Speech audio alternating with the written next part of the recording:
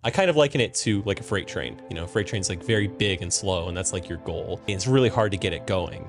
But once it's rolling, you know, it just kind of moves under its own weight. If you wait too long to do that, you'll be just as effective or even less effective than if you just go.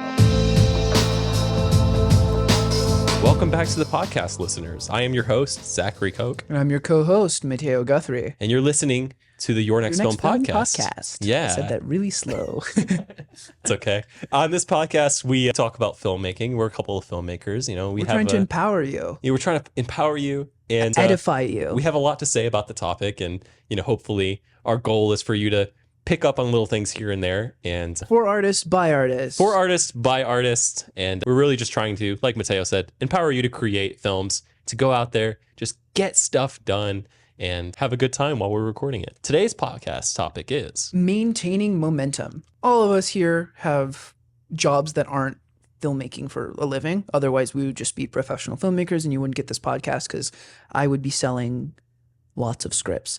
But in the meantime, until that happens, we're doing our things. And with that comes a lot of projects. There's lots of creative stuff that you and I do together. There's creative stuff we do apart. And that's a lot of projects to juggle. And as you kind of get bogged down, when you do buy these projects, you're pushing towards getting one made. How do you get there? How do you push through and get it done? For me, and this has been our answer, is to start with something smaller in order to build momentum. And then once you've accomplished one thing, you know, you got one thing in the bag, it's easier to do more things. You know, you're kind of in that mindset. It's kind of like warming up for a run. You know, you do a warm-up jog and, you know, and then you go straight into... Guess you did track in high school. Hey, you did cross country in high school. Yeah. I did track in middle school and I hated it so much. Really? Yeah. But you're just not a short distance, mid distance guy. Yeah, I was the mid distance king, baby. Love mid distance, man. To the point where I'm trying to pivot into long distance running, and it's been tough. Like, I have the willpower and like I want to do it and I'm trying so hard to do it. I don't want to make excuses, and I don't even know if this is necessarily the case, but maybe my body's just not built for that like long endurance running. I want to so badly, but part of it too is my running form. Speaking of momentum, it's designed to like kind of push me forward. So I'm kind of running on my toes. I have all this. So it's hard for me to run at a slower pace to maintain like a longer distance. Yeah, I see. I just feel like I'm crawling otherwise. It's just... See, that crawl is what you have to do. And that crawl is much like making it to the finish line because, you know, we talk about quick and dirty, but it can't always be quick and dirty. For example, Bleeding Heart Routine, our short film that was in festivals recently, it was not a fast film to make. We made it we had an accelerated timeline. We could have done it more quickly. Yeah, we could have done it more quickly. So we did it in 4 days. Yeah. And the reason why it took us 4 days to make this 10-minute short film, you know, it could have taken us 1 or 2 days. Yeah. But we wanted very short film days. And the reason for that is because there was really only one actor that was there for every single day. Everyone else, we kind of wanted to get their scenes in and be respectful of their time. And we also wanted to not bite off more than we could chew. So we had a lot of contingency time. So we spread the shoot across 4 days. And I think that worked out really well. It kept the days shorter too. And it not kept as exhausting. Not as exhausting. It was more fun. This is something you can do when you're, you know, amateur or, you know, not quite professional filmmakers and therefore don't have a studio breathing down your neck with budgets and timelines. Yeah, that is a good piece of advice. Maybe stretch your shoot days out more, which is counterintuitive because your time's also valuable and you might not have a lot of like time slots to devote to filming. But in a way, you know, filming at more intervals, but, you know, spending less time on each one. You know what I'm trying to say? Yeah. That could be beneficial. Giving yourself breathing room. Yeah. But we're talking about momentum, right? And, you know, I kind of think of, you know, momentum is like productivity, you know, momentum to do what? Momentum to accomplish things, you know, momentum to be productive and to like make the films that you're setting out to make. I kind of liken it to like a freight train. You know, freight train's like very big and slow, and that's like your goal. But once you get it rolling, it's really hard to get it going. But once it's rolling, you know, it just kind of moves under its own weight, you know, with less and less, you know, input required. You know, it's just barreling down the tracks. You've made a habit out of it at the end. Yes. And it's why it's important to just start, whatever it might be. You know, is for us, it's filmmaking. If you want momentum, if you want to develop your film habit, maybe you should just make something small get a little momentum. That train's moving a little bit, and then it requires less and less input for you to like get it moving faster and accomplish those bigger goals. That's my advice. For me, it's focus. Though, like as you're saying with momentum, there's something in I've actually, for a project, I've been researching a lot of like military tactics manuals. Very nice. There's something called violence of action, which is basically like you can sit down and you can plan it all and you can like map it out, right? And like you can have all that can get done. But if you wait too long to do that, you'll be just as effective or even less effective than if you just go in with like you formulate the plan, like a pretty loose plan, but you get it there and then you just go. It's the World War II, like the Blitz. The violence of action is, now we don't have like 18 contingencies for if they circle left or if they circle right. But if we can just rush in there. So is the violence of action is just like push forward. I like that. Yeah. And, whatever you're working on, just go for it. And then like you can dynamically like adjust in the middle of it. So is part of that too avoiding the analysis paralysis? Yes, that's absolutely what I was getting to. We have a web series that has like scripts all written up for it. Yeah. And that we'll never do. I would like to revisit it. I'm past my writing on it, where I'm like, I don't want to see my writing on it. It's been too long. We even got like some production schedules together for them. I was talking to people actually to be in it. Now that I every now and then I'll reach out to some actor friends and be like, hey, I've got a project. Would you be interested in doing it before I like write a whole thing that's like with you in mind that you just can't do? But that whole violence of action is like, hey, I've got a buddy. He's got an 88 LeSabre station wagon. Do you want me to write up something over a couple days and then we can like go shoot it this weekend? And you were like, yeah, let me just get my thing. Let me get a couple people for crew. And then we went and shot one of our best films ever. Yeah, true. For me, it's not so much like, oh, let me make something small, because it could be at any level. It just needs to start, because if it doesn't start, then I'm dead in the water. When approaching this topic, like from the perspective of momentum specifically, it's like, it's kind of hard to go from 0 to 100. And so for me, it is the smaller project thing. But I see what you're saying. I mean, it feels kind of like a parallel strategy to accomplishing your parallel goals. For me, goals. I've always been like, I can't think about it too much, obviously. Analysis paralysis. But like, for me, it's like, I need the rocket boost of like, I'm doing this. Because if I don't have that rocket boost, then I will tire myself out too long. Right. But how much easier would it be to do that if you also did like a smaller thing that week? Depends. If I've already utilized the energy on the smaller thing, I'm like, oh, well, I did a smaller thing this week. So for me, that's not how I operate. It's a personal philosophy. For me, it's admit. But for building habits, you got to do things a lot. Yeah. And you got to have a sustainable pace. So maybe it starts with like, do something simple, get it out of the way. But additionally, when it comes time to execute, like don't overthink it. Just get after it. To the train analogy, the freight train analogy, my solution is to like, well, just start pushing it a little bit and then it'll get easier and easier to push it. Your solution is to put a rocket on the back of the train and just get it going. And at that point, if I'm halfway through the film, we're on day like 3 of the shoot, and I'm like, well, we've come this far. Sunk cost analysis, it's like, well, who cares? Like sunk cost fallacy. I don't care. I've done this far, and I will be super burnt out at the, day 6 of the shoot when we finished or whatever, but I've gotten the product done versus if I hadn't. And then I would have been like, oh, I did my small project. True. I can put it, I've expended the creative energy for this week. Let me put it off till next week or the week after. Right? There we go. So we're very different. If you're in bed, when you're in bed, and lately I've been staying up way too late for no reason, like writing, but like most of the time, like surfing YouTube. Like I wake up and I'm like, I need to clock in for work. I need to like really get going because otherwise I will be late. And even working from home, I don't like to be late. I don't feel it's professional. It's not ideal. If I'm late to a meeting, like what does that say about me? Yeah. Be on time. Right. I like to be on time. Usually it's like if it's like he says that, but he was 30 minutes late. That was traffic. I was stuck. Contingency time. You got to plan, bro. This is violence of action.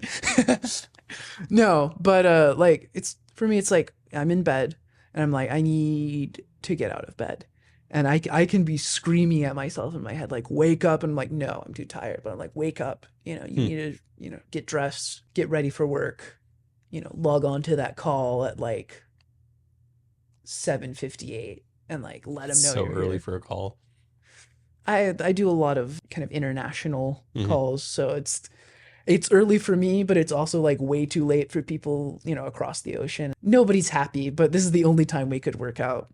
But I'm trying to get myself out of bed. It's not like, I will slowly wake up and then raise up, and then I will toddle down the hallway to the bathroom and brush my teeth, and it'll be perfect. I have to like heave myself out of bed, just like throw myself out of bed, and then take that energy to just push me into the day until I can actually wake up, you know, perhaps during my 9 a.m. call instead.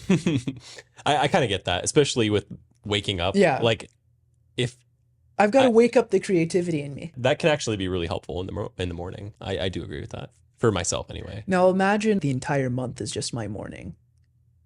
And we have like a deadline for our feature. Yeah, we do. We do. We're shooting first week of July. Yeah, first week of July. So yeah. it's happening, baby. Which is terrifying, but also I'm here for it, dude. I'm so we ready need that to go. violence of action. We do. That's why it's next month. Yeah, that's why it's next month. 3 weeks actually. It's tossing me out of the bed right there. I can coast like that last half of the film. I'll be operating at, you know, I might not be operating at like the vivacity. And that's kind of the momentum under its own weight part of things is, you know, you're already in the project and getting it done, but you also need that spark too. I need that spark. And normally like I would just go into a manic state and like write the script up and I'm like, I'm ready to go. And that's like my little rocket. But when I don't have that. Do you feel like you have that spark with this upcoming project? This upcoming project is an interesting one because it feels like both. Because like the spark is supposed to be there, but you've also had a good amount of time to work on the script. Not to like flesh it out well, but like it hasn't been like that blitz that, you know, you've talked about. The blitz is when I've put out some of my best work, but also when I've not had like, it's been the violence of action, right? I've had I can go in and just write it, throw it out. Bleeding Heart Routine was written in like a night. Sure. Which is like insane to me now. Okay. I got a suggestion though. I'm wondering if it's your different workflow because you're now structuring and writing at kind of the same time. Is that what? I gave up on that. It stopped working. So what did you end up doing? I ended up just putting it all to paper and doing my normal structure for it.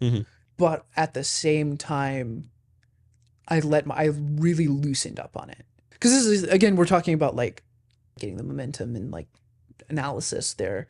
All my analysis time for like writing a plot is I will go through and list the plot and like the David Lynch note card method, but just on lists and on paper and just repeat it as I like restructure things and move things around. And eventually I will get a cohesive story before I ever write things. For this, I just wrote out like a very rough outline and I'm adding scenes, not following the outline as much as just following like what the film needs. I'm doing a hybrid workflow there because I realized that just not having an outline period was not. I had to modify my approach on this film. Yeah, well, it was good that your workflow was flexible to allow you to pivot that. Okay, so that's probably not the case. It's still like a violence of action film under that, but definitly from a production standpoint. Yeah, from a production standpoint for it's gonna be fun. Pre-production. I'm gonna have like a week to. Really, how much time we have to prepare for the project, and like we can have the violence of action and have some time to plan. It's not don't plan at all. But the sooner you get this done, the more we can plan. Yeah. Regardless, I'd say I'm the feeling violence the burn right now. The violence of action is still maintained either way. But you know, a side point violence of action doesn't mean don't prepare. Just means maybe don't over prepare. You know? Because I know, at least for me in the past, I've definitely psyched myself out of doing projects.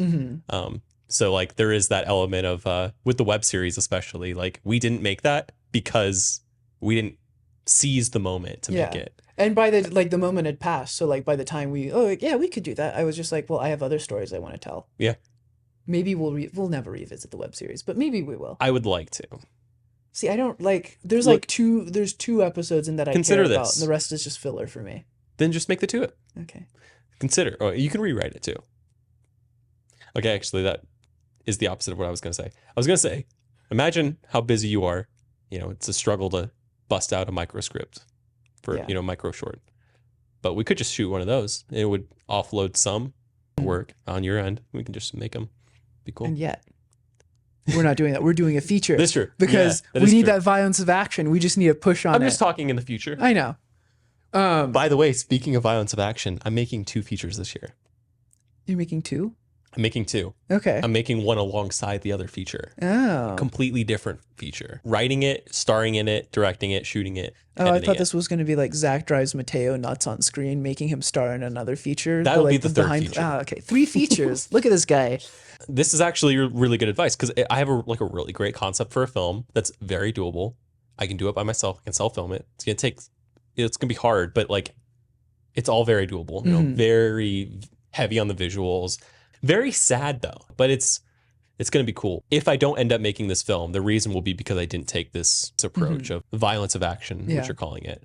The funny thing is I'm not feeling that spark at all. It's like in my head, I'm like, yeah, this is a good concept. It's a concept I like. I've been playing with a lot of character work, but there's no like excitement for it. I'm just Really? Yeah, I am like stone cold. Like I'm not stoked for it.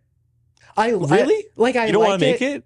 No, I want to make it, but I'm not like I'll have a concept that I'm just like on fire for, and I'm like really passionate about it. And this I'm like Terminator about, like just cold, and I'm well, add a little something to it that makes you like it. I don't worry. Like I like it, and it's a concept that I really like.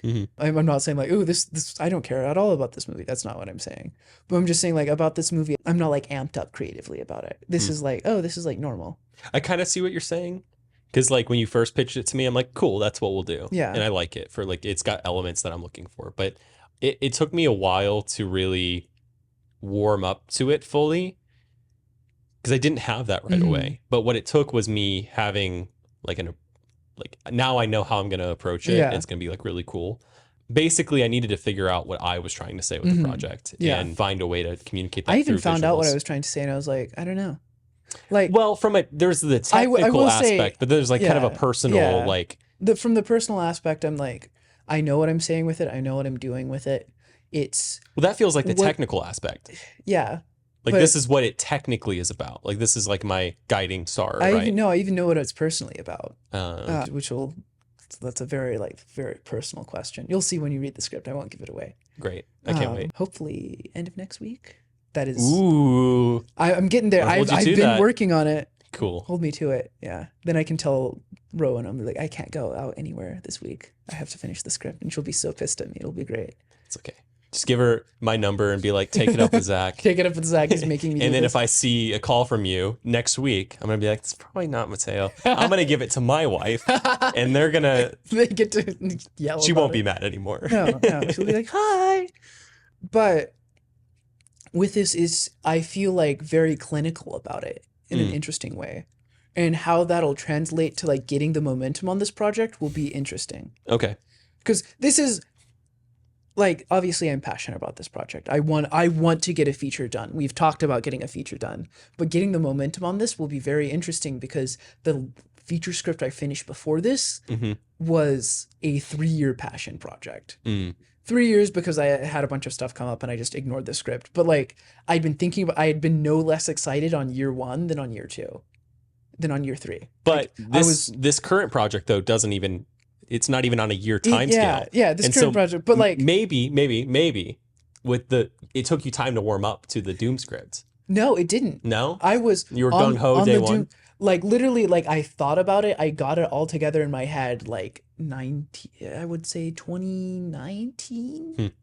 Maybe like fall 2020 to 2019. Somewhere in there I had the idea. And I was like, oh, I'm amped. And I got like the general concept and I put that together. And then I concepted it all through 2021 is when I like actually put pen to paper. Well, final draft, but pen to paper. And I was supposed to finish it March. I was like, because I finished a feature for you at that point. Corporate Saturdays. And then I was like, all right, I'm going to really work on this passion project. So I started it then and I was so hyped. And then I did not get any less hyped till like the actual day I finished it in like freaking December 30, 2023. Because because I was like, I'm not going to go into a 4th year of not finishing the script. Yeah. So I did. And I was like, okay, cool. Which is nice because now you can work on other things. Yeah, and now I'm working on this one. And then the one after this one is another passion project of mine that I'm really amped for. And I've been amped for that one So what's the since difference? 2021. Like, I don't know if I know. Yeah, I didn't know if you did. This one feels... kind of what I've been trying to get to the bottom of. Yeah, this one feels almost like when I'm at work. Dang, that sucks.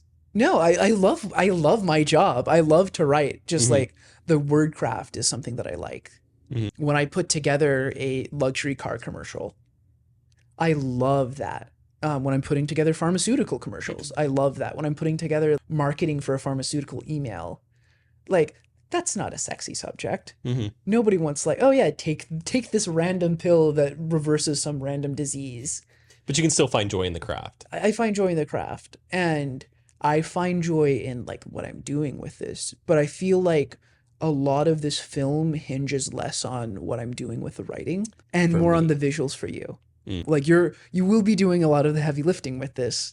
And for me, keeping up the momentum to what I'm doing a lot of experimentation with the writing and like furthering myself, but it's not the sexy kind of experimentation. It's like, what if I do things differently and like handle this character differently and do something that I haven't done? What if I have a really unlikable character who's not zany, but how do I make him still likable to the audience and relatable? It's like a word problem. Yeah, it's a Rubik's Cube for me. And I still like it, but it's a long Rubik's Cube. And there's other challenges that the production and, making it a feature that we can shoot in the summer present that are also kind of challenging me. Yeah, I understand that. There's also something that stuck out when you mentioned like I figured out what the film means to me, but like I'm still not amped on it. Yeah. For me, like regarding almost any fact, there's sort of like the kind of brute force understanding of the fact, like it just is what it is. And then there's the same fact, but like it kind of affects you differently, just kind of depending on where you are mentally. So for example, like I could be like, yeah, I'm gonna like die one day. Like, yeah, everyone dies, no problem. And then there's the time where I'm like in bed at night, I'm like, it hits you. It's like, oh, everything's gonna end. Like end. Oh yeah, I had that on construction sites. I was doing things that were prompted by management that were not necessarily OSHA safe until I'm standing on top of this one ladder, hands over my head, and I'm like 35 feet in the air, and I'm standing on top of a little giant ladder, which doesn't have the little tray thing like ladders that you would paint off of do. So I'm like on just like a metal bar basically. And for whatever reason, the ladder wobbles under me. And that's where I was like, oh, this is okay. Yeah. So you were put in a situation where you had to like kind of confront the reality of. But the thing is that I'm this delicate, fleshy body. I had almost died on construction sites that entire year. Like, and just for whatever reason, a screwdriver just skewered the ground next to me.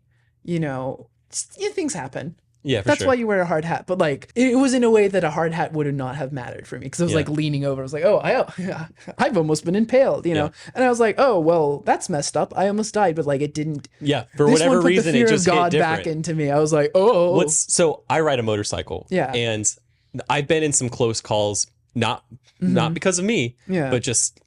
Someone ran a red light out of nowhere, and people run red lights all the time. When you're in a car, you might not think about it. I was just in Austin, Texas. I saw that more times in 24 hours than I'd seen in. Yeah. But when the light turns green and you go, and then you look to the right and someone's not slowing down quickly enough because the light's red for them, and you have to like clutch in and just get that little bit of power, not full clutch, but get that power band real quick to pull you out of that situation. I've had times where that's happened and I was like, damn, that was really close.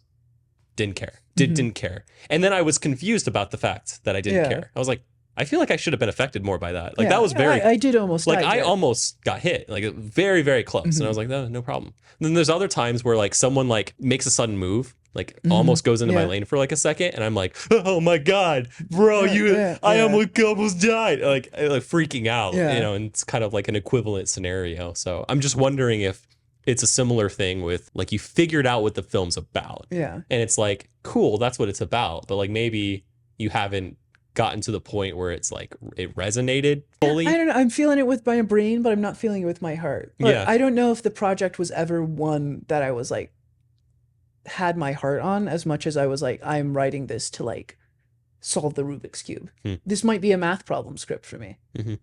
And I'm bad at math, but we're trying. Maybe you needed that. Maybe I needed that. I don't know. But also, like, you know, find a way to appeal to your heart if that is the thing that you need. There was a script I wrote that you read once called Magic is Bad. Oh, yeah. And it was a bad script that I didn't like, but I just needed to get this math problem out. And I wrote it in one night, and it was not good. And I didn't have my heart in it either. But it had a bunch of good concepts, some of which I reused later. You know, I feel the same way about Bleeding Heart Routine. Interesting. During the production process and even like kind of after the fact, like I really liked the film, but it I don't know if it like, it did feel like a problem that we had to solve.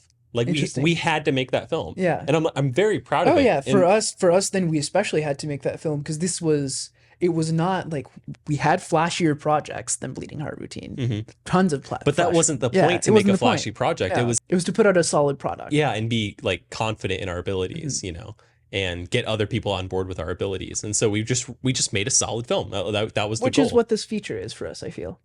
Yes, it is. I think there is opportunities to be flashy. I think Oh, you are going to be so flashy. Not my indulgent. Writing is much more subtle on this. It'll be a subtle film. Yeah. But I think it'll be fun. But I haven't read the script. So it's gonna be a different story. Yeah. Should we do a live reading for the audience? Oh gosh. We're not gonna do that. No. Well. Yeah, that was good. I hope this was helpful. I mean, really, we were hashing out our own problems. Yeah, we were hashing out our own problems. Again, here's two very different approaches to solving the momentum issue. Yeah. Mine has been I need to like just throw myself into one project because I have 17 other projects. You know, I have a romantic drama that takes place across 3 decades, and that's one of my passion projects. Like, it's going to be very like time intensive to put together, but like I can't focus on that right now because I'm writing a different feature, and I need to just throw myself into this different feature with that kind of explosive. Yeah, and for me, I'm kind of the same way. Like I have to throw myself at things, just much slower. But no, I still have to do that because when I'm thinking of momentum, I'm thinking of habit. Yeah, my creative habits, which does require constant input. I'm never not writing, so that's my habit.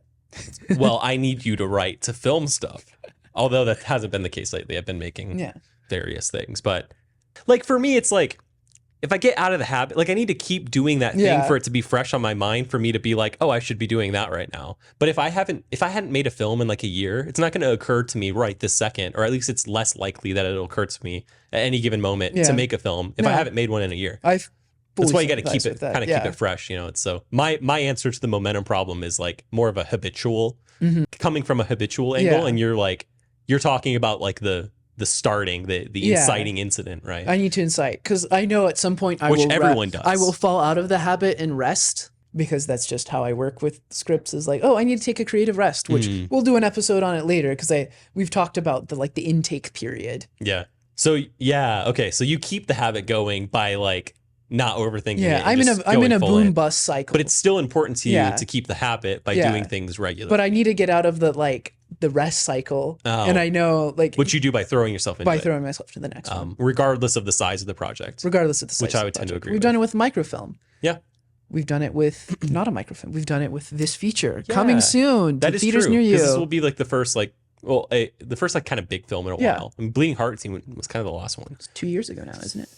Yeah, as of June. It's June now. Which 2 years, dude. Gross.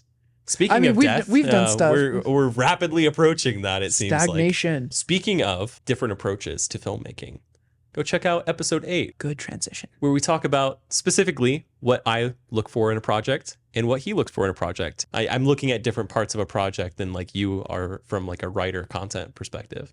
It's a fun little director versus writer thing, which it is, and it was a topic show. We weren't that prepared for. Like we didn't plan, extensively for the topic, and so the insights were like very earnest and valid. Yeah, just kind of spitballing. We were like, oh yeah, I am kind of, these are the things I look at.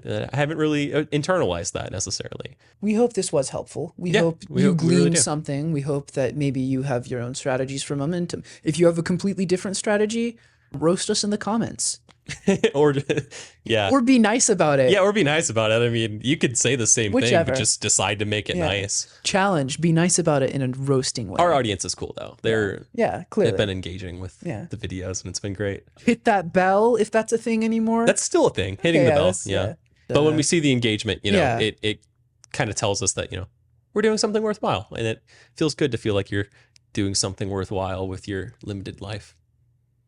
And with that, you really are having an existential crisis, dude, it's been all year. It's been a lot. So anyways, thank you so much for watching, everybody. I've been Zach. I've been Matteo. And this has been Your Next Film. Go make movies. Ciao, ciao. As Matteo would say. Stole from me.